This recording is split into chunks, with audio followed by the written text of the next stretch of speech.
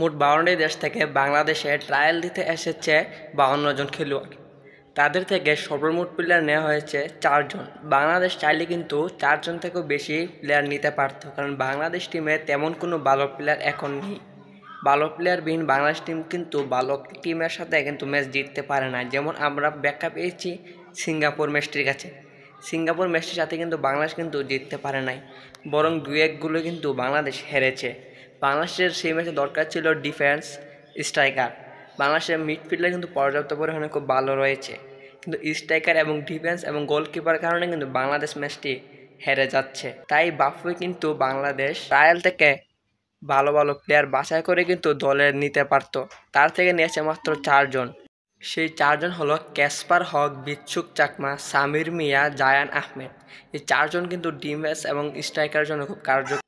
কিন্তু আমাদের কিন্তু ভালো পর্যাপ্ত পরিমাণে কোচিং স্টার নেই। আমার যে ক্যাব্রেরা কোচিং আছে, সেই কোচ কিন্তু ভালো পরিমাণে কাজ করতে পারে না আমাদের এই টিমের সাথে। সে কিন্তু ম্যাচের 10 দিন আগে আসে এবং ম্যাচের 10 দিন পরে যায়। ভালো প্লেয়ারের কোনো খোঁজাখুঁজি নেই, ভালো প্লেয়ার দেশে আছে কিনা নাই তা নিয়ে কোনো খোঁজখবর রাখে নাই। তাই বাংলাদেশ একটি নতুন কোচ আনতে হবে।